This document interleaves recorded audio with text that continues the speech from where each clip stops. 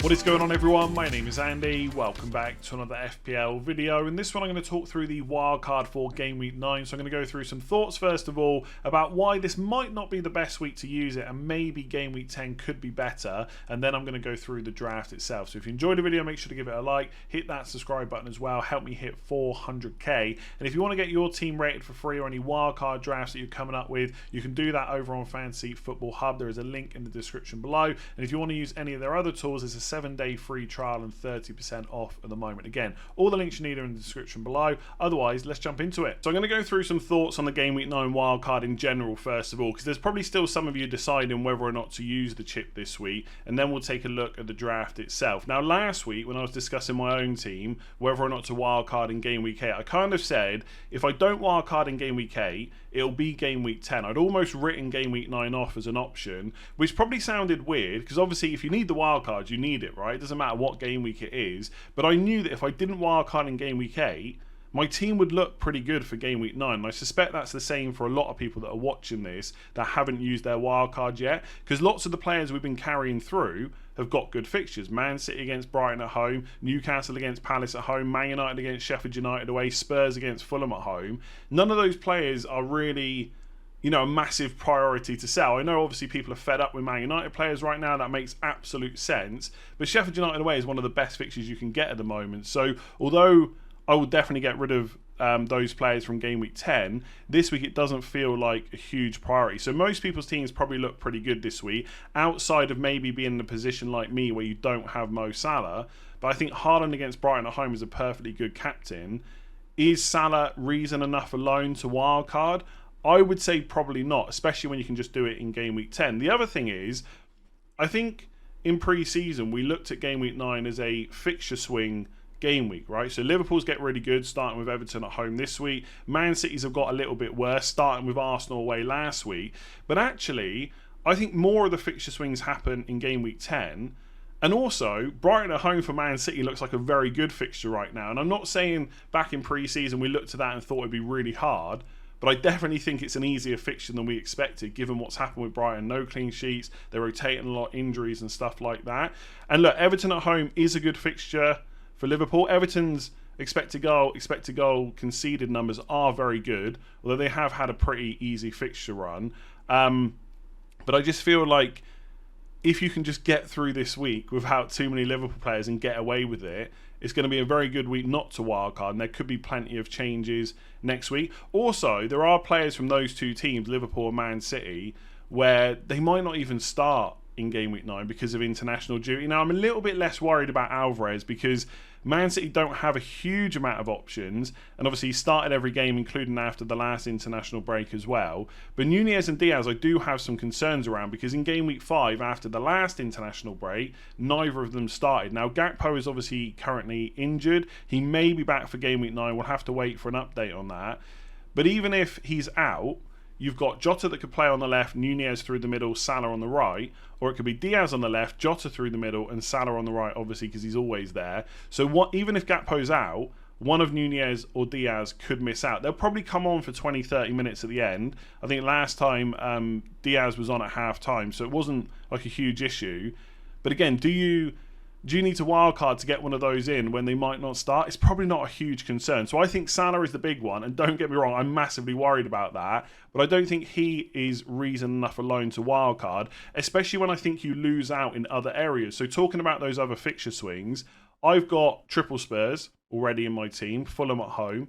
Spurs was a big reason to wildcard last week, for example, for Luton away.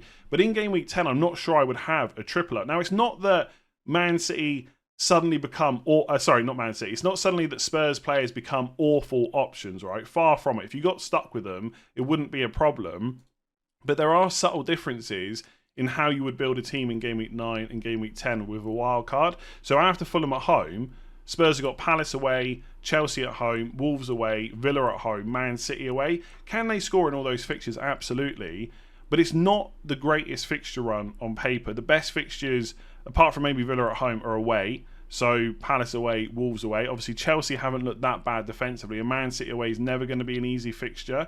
So I think if I had, Son, maybe a Spurs defender carried on the bench because I've had Udogie from when he was 4.5 million, that might be okay. But for anyone that's just about to pay 4.9 or 5.1 million for Udogie and Porro, do you need to carry them all the way through? I would say probably not. So on a Game Week 9 wildcard, you might have a triple up.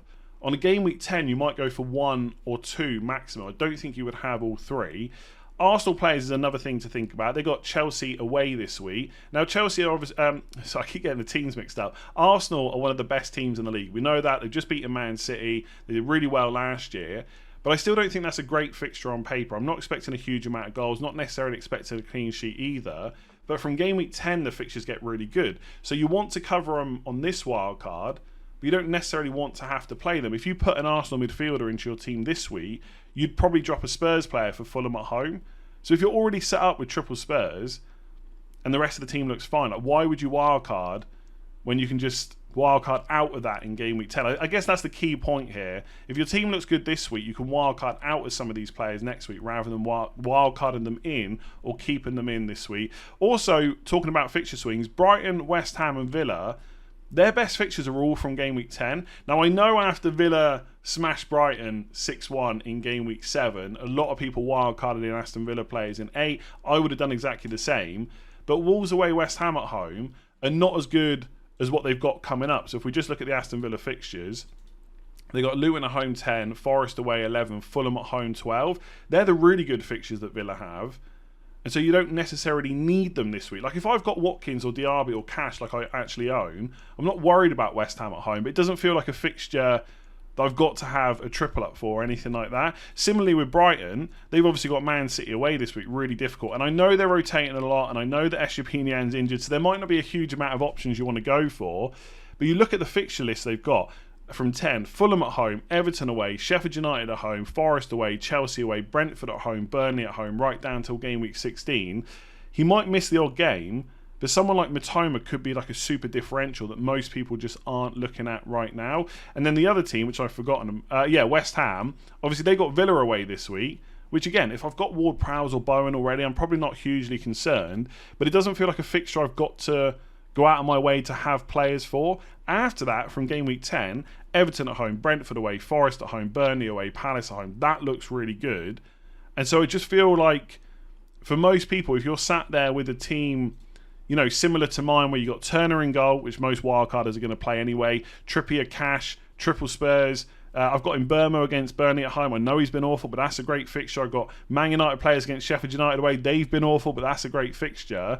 And then Alvarez and Harden up front. Like, I just can't see any reason to wildcard to get Salah in. And I suspect that a lot of you are in similar positions. Maybe you've got one player that you need to move on, but you can just do that with a free transfer and then wildcard in Game Week 10. So I know it sounds like I'm really putting the point across to not wildcard this week, and that's not what I'm trying to do. I think some teams out there will definitely need it, and there is a good reason to jump on Liverpool players, absolutely. But if your team is looking good on paper for Game Week 9, I think there is lots of reasons to save until Game Week 10. But if you do want to go for it this week, let's talk about the draft. So I'm still on a 3-5-2 formation for now. I know a lot of people wildcarded in Game Week 8 in a 3-4-3. I've already seen some Game Week 10 drafts going around that are also 3-4-3. And I get it. You've got Haaland, Alvarez, Watkins, Darwin Nunez. Some people might be looking at Solanke as a cheap option as well. But I feel like outside of those players, there's not a huge amount of other forwards that I love. Whereas in midfield, there's a ton of options. So that's why I'm still on 3-5-2. I've got 0.8 million in the bank. I'll talk about all that later in terms of what that is going to be used for and why I prefer this formation when we get onto the midfielders and forwards. In terms of the defensive players, I've gone for what a lot of people will this week, and that is Turner and Areola in goal, the two cheapest playing goalkeepers. I was a little bit worried that Turner might lose his place after the Brentford game, because he did make a couple of mistakes. He wasn't great for the goal, should have given away a penalty as well, but he did keep his place for the Palace game. Away from home, they got a clean sheet. That does give me a bit more confidence that he's now going to keep his place until he makes, I don't know, multiple mistakes over multiple games, and then they might put in Vlachodimos instead. But for now, Turner looks pretty good. Maybe they just didn't want to change goalkeepers before an international break, but I think there's a good chance that Turner just keeps his place for now. And with Areola, we just spoke about the West Ham fixtures from Game Week 10 onwards. They look great. And for a 4.2 million goalkeeper, their fixtures are just decent for quite a while. And there's little upside in goalkeepers in general. Like, I'm just not sure spending 4.5, 4.6, 4.7, etc. is massively worth it over someone like Areola. If you're not on Wildcard, and you're probably not watching this if you're not, but if you're not and you've got someone like Johnston and Turner as the rotation, rather than worrying about Areola, you could just get a West Ham defender in instead. But on Wildcard, it probably just makes sense to go super cheap on those two goalkeepers. I don't really see a huge reason to pay more than that. In terms of the three defenders, they're the same as I would have had in Game Week 8. So Matty Cash, Dan Burn and Destiny Udogie. Now, I paid 4.5 million for Destiny Udogie. I got Matt Cash at 4.9 million. You might be a bit later to the party. You might have more or less money than me. Obviously, you can make changes as you need. But I think all three of those players look pretty good. If Botman is fit for Game Week 9, I would have him instead of Dan Burn. I just think he's excellent value, 100% nailed on. Dan Burn is going to play in the majority of games, but I still feel like if anyone's getting rotated out of that back four, it's probably him more so than Botman. But if you've got Dan Burn, right, absolutely no need to worry right now. With Matty Cash, I think he's great for the next four because of the fixtures that Villa have got and because of how attacking he can be. Like, he's racked up some quite frankly, ridiculous expected goals considering what his general position is. Like, in total so far, it's 3.1 over the first 8 game weeks, which is pretty decent. He's played 80 minutes plus in all of those games as well. He is now 5 million, though. So if you're buying fresh, he's starting to become a little bit expensive in a period where if you're trying to get Salah and Haaland, money is quite tight, right? I know we spoke about money not being a problem earlier on, but it is starting to become a little bit of a problem for some of us. So it's not that I don't think he's worth 5 million, but some of you might be in a position where you can't quite afford it, in which case you could look at a different Aston Villa defender and just hope that you get through the next few weeks without Cash getting multiple attacking returns. So someone like Pau, and I know Pau Torres has just scored, but I don't expect that to happen that often. But he's only 4.5 million. So if you need to save that money, that is quite a lot. It's getting to the point where, okay, is Cash worth that 0.5? And I think for, you know, Luton at home, Fulham at home, Forest away, he probably is. But after that, the fixtures get a bit trickier. Between game weeks 13 and 16, they play Spurs away, Man City at home, and Arsenal at home. Don't expect any clean sheets there. But outside of that, it's Bournemouth away, Brentford away, Sheffield United at home. They've got Burnley at home in 20, Everton away in 21. You might not want to play the Villa defender in loads of weeks after game week 12, but there's some weeks where they could be handy and you might want to keep them on the bench. Now, if you got on Matty Cash early, happy days, but you're not going to want probably a £5 million defender that often on your bench, whereas Pau Torres might not feel so bad. So that is definitely an alternative. And then I think Spurs fixture this week is good. And look, if you get stuck with, I say stuck, right? It's not, that's a bad way of putting it, right? But I think Udogie after this week, would I definitely include him on Game Week 10 wildcard? Not necessarily, but the fixtures aren't actually that bad, I don't think, from a defensive point of view. Palace away, not bad whatsoever, right? They're missing a few key players, especially Eze. I don't think Elise is back either. Wolves away is okay. Having to play him against Villa at home, look, they're a decent attack, I get it. But Spurs at home, you're never going to worry about playing someone like Udogie in that kind of fixture. So I think they can kind of hold their own for a little while. And then on the bench, I've gone for Zinchenko and Gabriel, a double up on Arsenal. Now, I don't think that's without risk because Zinchenko's injury record is not great. Thomas Partey is also back as well. And we saw earlier on in the season, they obviously used Thomas Partey as a right back. Then it was White, Saliba, and Tomiyasu a lot of the times. He's obviously fit and available as well. So they could go back to that and have Partey inverting into midfield. But I just like to think that experiment was okay, but it wasn't groundbreaking. I don't think it made Arsenal any better. Whereas the back four they got right now, Zinchenko, Gabriel, Saliba and White, is what they played last year, and it did work really well. I just wonder if that's now what Arteta is going to stick to. So that's why I'm saying it's not risk-free, because they could, at some point, lose their place, right? They could get rotated and stuff like that, and that would be really annoying. But I just feel like maybe Arteta has got to the point where he's willing to just drop certain players. The problem he's got, and I think a reason why he played Partey there and inverted him in, is to get him into the team, right? Same as having to get Havertz into the team as well. Actually, I think Arsenal are probably just better dropping one of those two players. You either play Rice slightly deeper and have Havertz and Odegaard, or you put Thomas Partey in that position, have Rice as an 8 alongside Odegaard, and you just drop Havertz, or you play him in a more advanced role like a number 9. I just think Arteta was trying to squeeze them all in at the start, and actually that's probably not needed. And look, I could be wrong. I'm not a tactical genius, right? There's probably Arsenal fans watching this telling me, no, Gabriel Zinchenko at big risk of being dropped. But I just feel like that's probably not the case right now. And if they play at 4.9 million or below, so Zinchenko's 4.9, Gabriel's 4.7, that is excellent value for how good that Arsenal defence is and how good the fixtures are from Game Week 9 onwards. And even if you didn't want cash burn and Udogie and you had to play an Arsenal defender this week against Chelsea away, probably not the end of the world, because then you've got them from Game Week 10 onwards. But again, that's a reason why I feel like Game Week 10 wildcard is slightly better, because then you can just have those two players ready for the good fixtures. And just to remind ourselves how good the Arsenal fixtures are, it's Sheffield United at home, Game Week 10, awesome. Newcastle away, Game Week 11 is not easy. I will say though, Game Week 11 is a game week where there's not a huge amount of obvious standout clean sheets, right? Most people don't want Man United defenders. Even if you've got a West Ham one, they're away to Brentford. Aston Villa are away to Nottingham Forest. Who was the other one? Newcastle, obviously home to Arsenal. So you could say that's slightly better, but it's not amazing. So I wouldn't worry hugely about having double Arsenal against Newcastle away if you had to. You could obviously play Destiny Doggy against Wolves away. Then you got Burnley at home, Brentford away, Wolves at home, Luton away, Villa away, Brighton at home. Then it gets a bit trickier from kind of Game Week 16, 17 onwards. But this period from 10 to 15 looks really good. Obviously, the other thing to think about is if you've got double defence, it means you can't get double attack. So if you want Saka and Odegaard, or Saka and Martinelli, or Odegaard and Martinelli, whatever combination it is, you need to think about that. But I just think there's so many midfielders to pick from right now.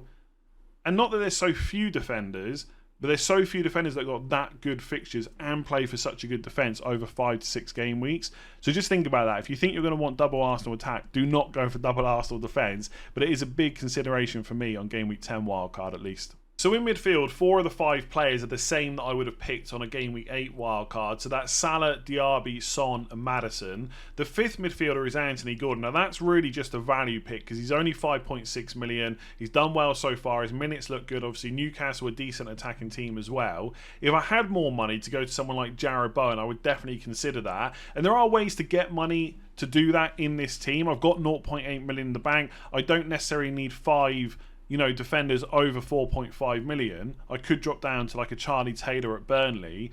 But I just think with the defence that I've picked, you've got 3 players that cover this week nicely, and then you've got 2 players that are great from Game Week 10 onwards. And I know people will say, well then you've got 2 good players you're not going to play every week, but they'll rotate in.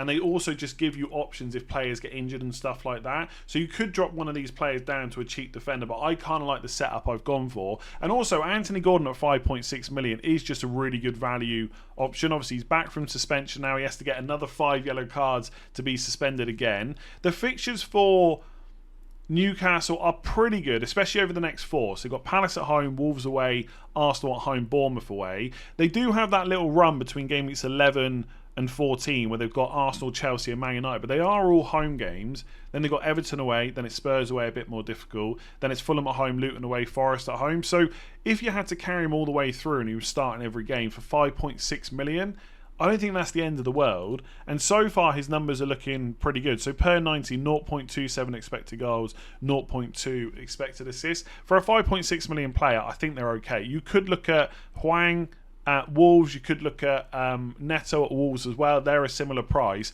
but I kind of like Anthony Gordon. Also, Barnes is out for a while, so his minutes are definitely going to be better. And he's actually started every game that he's been available so far in the league with and without Barnes. So he just looks like a decent value player. I would prefer someone like Jarrod Bowen in that position, to be honest with you.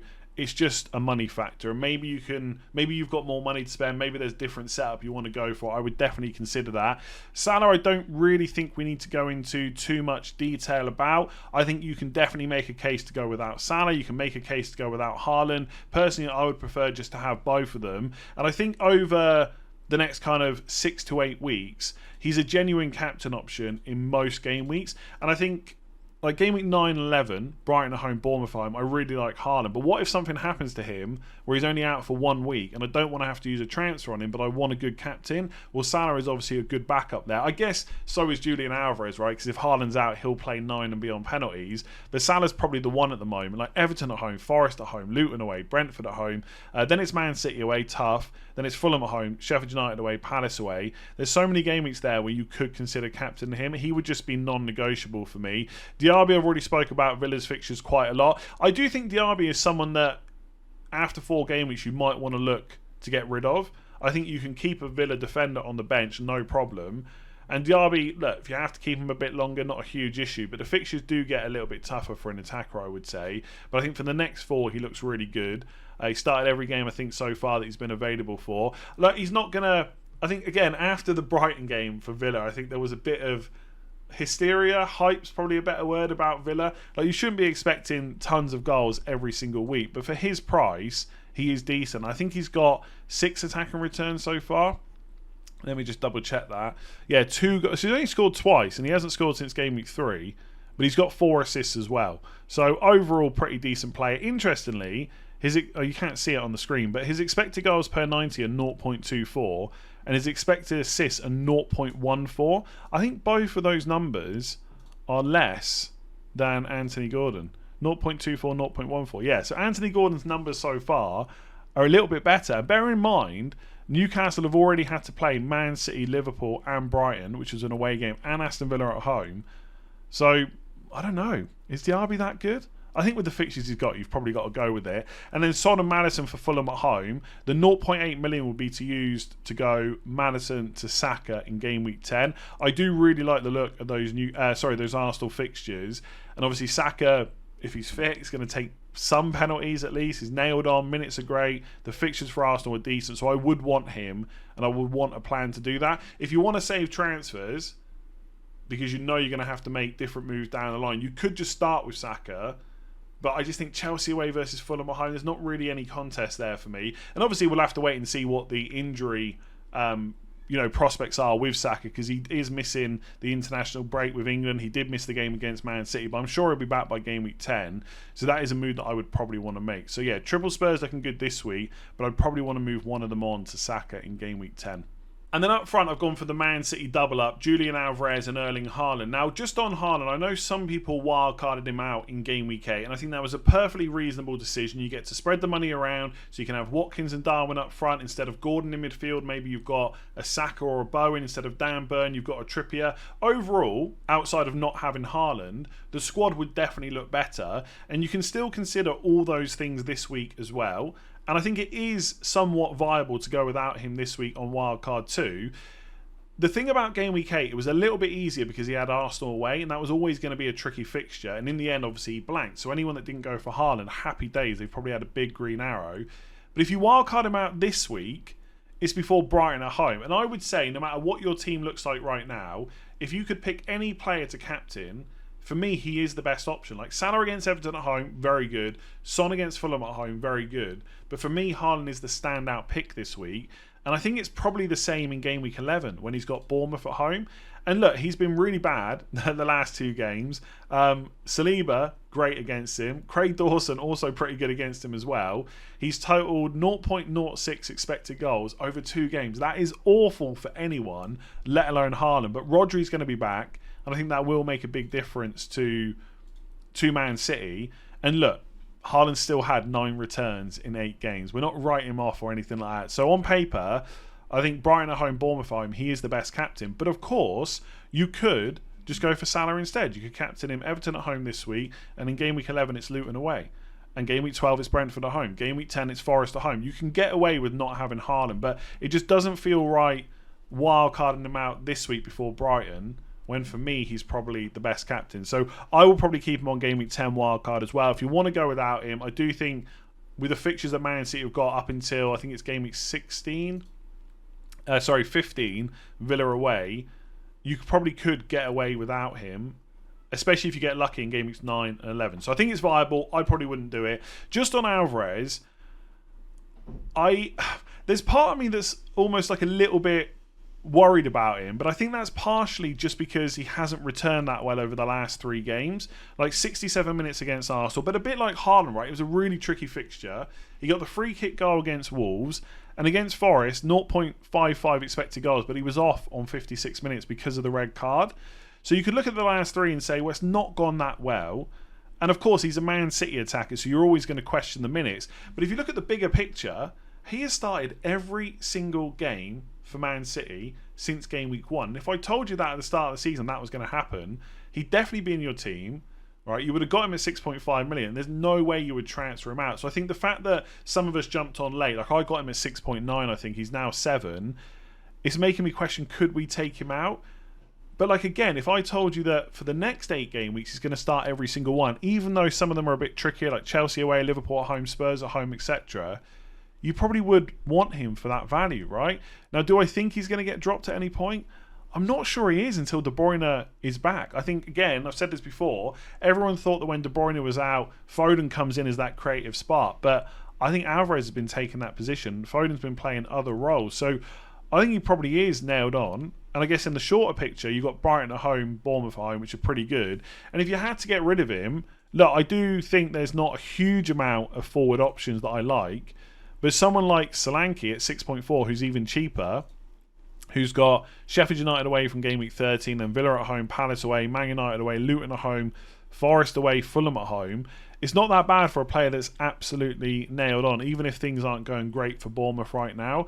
So there are avenues you could go for instead. If you've got more money to spend, or if you're not worried about getting that Arsenal attacker, then Darwin Núñez is definitely someone I like. He's definitely first choice number 9 right now for Liverpool. Does that mean he definitely starts every game? Of course not, because it's similar to similar to a Man City situation. And I think Everton at home after the international break is a bit of a worry. But then you've got Forest at home, Luton away, Brentford at home. He'll probably start all 3 of those games. That looks really good. And of course, if you have got extra money, you go for the forward that scored the most points this season, I should say. And that is Ollie Watkins at 8.1 million. But I think for a lot of us now, if we didn't go for him in game week 8, or we didn't pick him up early, I don't know, maybe we're now priced out of it. I mean, he did start the season at 8 million anyway, so I guess going up to 8.1 is not a huge issue. But it's not just him that's gone up in price, it's everyone else as well. So if I wanted to get Watkins into this team, and I wanted like a Saka as well from game week 10, I'd probably have to start like dropping cash to Pau Torres, maybe dropping Diaby down to someone cheaper, going for a Charlie Taylor instead of one of the Arsenal defenders. And I'm not sure they are sacrifices that I want to make. I mean, sometimes FPL is about damage limitation, and I look at these Villa fixtures from game week 10 to 12 in particular, Luton at home, Fulham at home, and then Forest away in between. If you could get away with Alvarez getting close to Watkins in those games, then afterwards maybe it wouldn't feel so bad. But the thing with Watkins is you're never worried about him not starting. His underlying numbers are pretty good. I know he's lost penalties, so he's not as good as he was last year, but he's still just a solid pick. So there are definitely some changes you can make, but on paper, I think that looks pretty decent. Let's look how it comes out on the team rating tool. So I've put that draft squad that I've just come up with through the My Team tool on Fantasy Football Hub to see how it looks over the next few weeks, and it comes out pretty nicely. So the team rating is 97%, so that's kind of giving you an idea of how this is going to work over the next few weeks. The game week rating is obviously for that one specifically, so that's game week 9 is 96%, and then you can just go through and see how it looks week to week. So again, the Maddison to Saka transfer would be made in game week 10, which would give me my 3rd Arsenal player, as long as he's fit, of course. And obviously for Sheffield United at home, Gabriel and Zinchenko, you can bring them in for Dan Burn against Wolves away, Zinchenko in for Udogie against Palace away,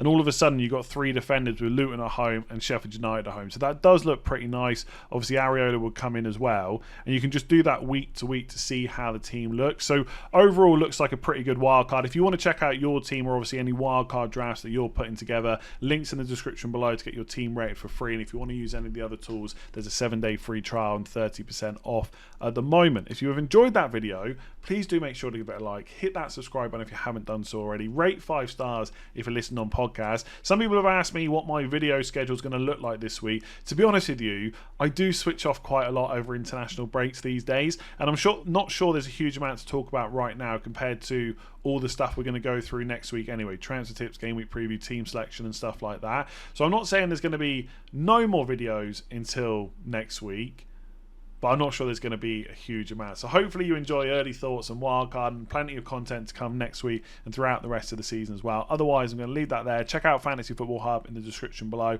and I'll catch you again soon.